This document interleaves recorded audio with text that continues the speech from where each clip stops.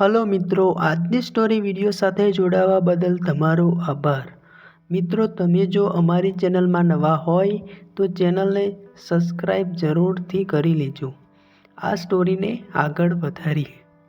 શીતલ ગઈ રાતથી ઘરે આવી ત્યારથી જ તેના રૂમમાં પુરાઈ ગઈ હતી. સવારે ચા નાસ્તો કરવા માટે પણ બહાર ન આવી. સહજતાથી ત્યારે તેની માતાએ તેનો રૂમ પર આવ્યા ત્યારે રૂમ પણ ન ખોલ્યો. શીતલની માતાએ બહારથી જ ચા નાસ્તાનું પૂછ્યું ત્યારે ના પાડી દીધી. માતાએ પૂછ્યું કે કેમ આવું કરે છે.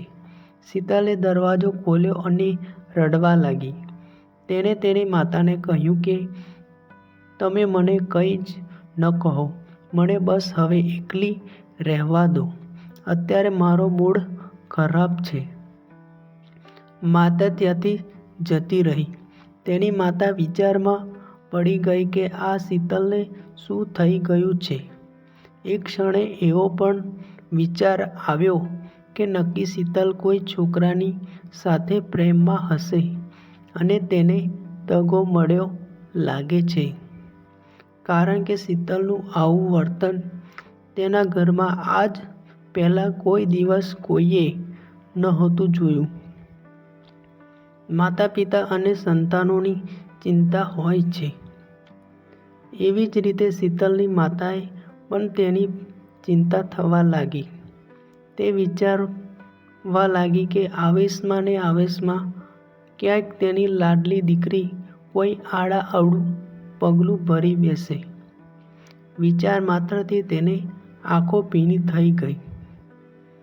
બહાર જઈને તેણે પતિને ફોન કર્યો અને ઘરે બોલાવ્યા. પતિ ઓફિસમાં બધું કામ છોડીને ઘરે આવ્યા અને પત્નીએ તેને બધી વાત કરી. સાથે સાથે તેણે જે શંકા હતી એ પણ બધી રજૂ કરી અને કહ્યું કે કદાચ દીકરીને પ્રેમમાં દગો પણ મળ્યો હોય. શીતલના પિતા આ બધું સાંભળીને ચૂપ થઈ ગયા. થોડા સમય સુધી કંઈ જ ન બોલ્યા, જાણે વિચારમાં ખોવાઈ ગયા. પછી થોડું પાણી પીને દીકરીના રૂમમાં ગયા. પિતા રૂમમાં ગયા અને દીકરીને પૂછ્યું કે બેટા શીતલ, તારી તબિયત તો સારી છે ને? તું મજામાં છો ને? તને કોઈ પણ જાતની તકલીફ હોય તો બેટા મને જણાવજે. જરા પણ મૂંઝાતી નહીં. શીતલે પિતાની બધી વાતો સાંભળીને કહ્યું કે પપ્પા, મને અત્યારે શાંતિથી એકલી રહેવા દો. અત્યારે મારે વાત કરવાનો કોઈ જ મૂડ નથી. શીતલના પિતાએ શાંતિથી તેણે કહ્યું, ઠીક છે બેટા, હું સમજી ગયો. પરંતુ મારી એક વાત સાંભળી લે, પછી હું અહીંથી ચાલ્યો જઈશ અને તને કંઈ પણ પૂછીને હેરાન નહીં કરું. શીતલે કહ્યું કે તમે તમારી વાત કહી દો. શીતલના પિતાએ વાતની શરૂઆત કરી. આજથી લગભગ 20 વર્ષ પહેલાંની આ વાત છે. એક મોટા શેઠ હતા જે ખૂબ જ સુખી હતા. તેની પાસે પુષ્કળ પૈસા હતા અને તેની જાહોજલાલીની વાત આજુબાજુના કેટલાય ગામમાં થતી. તેની પાસે અનેક મોટા બંગલા હતા, જાણે કોઈ રાજાના મહેલ હોય. તેના 2 દીકરા હતા, જેમાં મોટો દીકરો શેઠની દરેક આજ્ઞાનું પાલન કરતો. શેઠ કહે તેમ જ કરવાનું અને પૂરેપૂરી ઈમાનદારીથી. તેના પિતાનો વેપાર પણ તેણે સંભાળી લીધો હતો. તેના પિતાને પણ તેના મોટા દીકરા ઉપર ખૂબ જ ગર્વ હતું. મોટો દીકરો હવે લગ્ન કરવા જેવડો થઈ ગયો હોવાથી એક અત્યંત સુંદર અને સુશીલ કન્યા સાથે તેના ધામધૂમથી લગ્ન કરાવ્યા. લગ્ન લગ્નના એકાદ વર્ષ પછી તેને ત્યાં ખૂબ જ હરખના સમાચાર આવ્યા. તે મોટા શેઠ દાદા બનવાના છે. આખા ઘરમાં ખુશીનો માહોલ છવાઈ ગયો. પરંતુ શેઠની જીદ એવી હતી કે તેને ત્યાં પુત્રનો જન્મ થવો જોઈએ. એટલે તેને ડૉક્ટર પાસે લઈ જાય છે અને ચેક કરાવે છે. ચેક કરાવ્યા પછી શેઠ નિરાશ થઈ ગયા. દીકરાની બહુથી નારાજ થઈ ગયા. શેઠે પોતાના મોટા દીકરાને બોલાવ્યો અને તેને હુકમ કર્યો કે આપણા ઘરમાં દીકરી નહીં જોઈતી. શેઠનો એ મોટો દીકરો ખૂબ જ આજ્ઞાકારી હતો. પરંતુ શેઠનો આવો હુકમ સાંભળીને તે ભારે મૂંઝવણમાં મુકાઈ ગયો. શું કરવું? તેના પિતાએ ના પણ ન પાડી શકે. 2 દિવસ પછી એવું બન્યું કે કોઈ વિચારી પણ ન શકે. મોટો દીકરો તેની બધી સંપત્તિ, બંગલા વગેરે છોડીને, પત્નીને લઈને તેનું ઘર છોડીને ક્યાંક ચાલ્યો ગયો.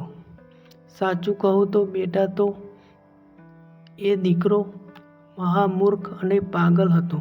જે સમાજમાં દીકરીને શાપનો ભારો સમજવામાં આવે છે અને દીકરીને બોજ સમજવામાં આવે છે, જ્યારે બીજી બાજુએ પાગલ માણસે પોતાની મિલકત, પૈસા અને બંગલાઓ અને શેઠ તરીકે મળતું માન સન્માન બધું છોડીને અજાણ્યા સ્થળે પત્નીને લઈને રહેવા જતો રહ્યો. તે માણસ પાસે રહેલી બધી સુખ સગવડતા, બાદશાહીને ઠોકર મારીને ચાલ્યો ગયો. તેના પિતાની વાત માની લીધી હોત તો તે કદાચ આજે તે મોટા શેઠની જગ્યાએ હોત. પરંતુ આ બધું આવનારી દીકરી માટે તેને કર્યું હતું. આજે દીકરી અને તેનો બાપ કોણ જાણે કેવી હાલતમાં હશે. તેની દીકરી તો તારા જેવી મૂર્ખ તો નહીં જ હોય. પિતા અને દીકરીનો સંવાદ ચાલી રહ્યો હતો. એવામાં દીકરીની માતા ત્યાં આવી અને કહ્યું કે શીતલ એ મૂર્ખ દીકરીની પાછળ પાગલ બનીને આખી જિંદગીના મોજ શોખને અને તેના પિતાનો ભવ્ય વારસો એક જ ઝટકામાં પાછળ રાખીને છોડી દેનાર બીજું કોઈ નહીં પણ આ તારા પિતા જ છે. એ તને કોઈની વાત નથી કરી રહ્યા, પરંતુ પોતાની જિંદગીની હકીકતની વાત કરે છે. તું નાનપણથી જ કહેતી હતી ને કે નાની પાસે તો આપણે જઈએ છીએ, પરંતુ દાદા દાદી પાસે ક્યારે જઈશું? ત્યારે અમે તને એમ કહેતા હતા કે તારા પિતાજી અનાથ છે. એ તું મોટી થઈને દાદા દાદીને મળવાની જીદ કરે નહીં તેના માટે, અને તારા જન્મ પછી તને પ્રેમ દેવા અમારી કોઈ ખામી ના રહી જાય તેના માટે થઈને અમે બીજું સંતાન પેદા નથી કર્યું. તારા દાદાએ તો છાપામાં જાહેરાત આપીને અમને ઘરે પાછા આવવાનું પણ કહ્યું, પણ જે ઘરમાં દીકરીનું માન સન્માન ન રહે ત્યાંનું પાણી પણ અમને ખપે નહીં. આટલું સાંભળતા દીકરીના દુઃખની હવા નીકળી ગઈ. આખું વાતાવરણ બદલી ચૂક્યું હતું. દીકરીના આંખમાં તેના પિતા માટેનું સન્માન ચોખ્ખું દેખાવા લાગ્યું હતું, અને પોતા માટે તેના મા બાપે કેટલી તકલીફો સહન કરી તેની તો કલ્પના જ નો થઈ શકે.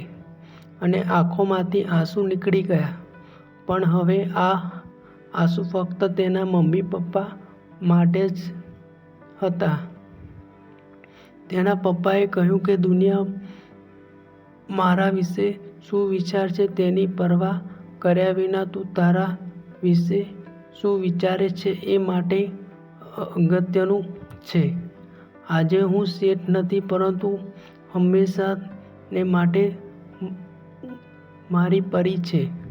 આટલું સાંભળતા જ દીકરી બોલી ઉઠી, ના પપ્પા ના, તમે તો દુનિયાના મોટામાં મોટા શેઠ અને હું તમારી પરી. બધાની આંખો ભીની થઈ ગઈ. અત્યારના સમયમાં દીકરા દીકરી પ્રેમમાં પડી જાય અને એકબીજા મહિનામાં તો પાછો પ્રેમ ભંગ પણ થઈ જાય. પણ એ લોકો ભૂલી જાય છે કે જેણે તેના જીવનનો ભોગ દઈને આ સંતાનો મોટા કર્યા છે, એ લોકો પણ તેની પાસેથી સારા કામ કરે તેવી અપેક્ષા રાખીને બેઠા હોય છે. મા બાપ તો પોતાના દીકરાને દીકરી ખૂબ જ આગળ આવે તેમ જ ઈચ્છતા હોય છે.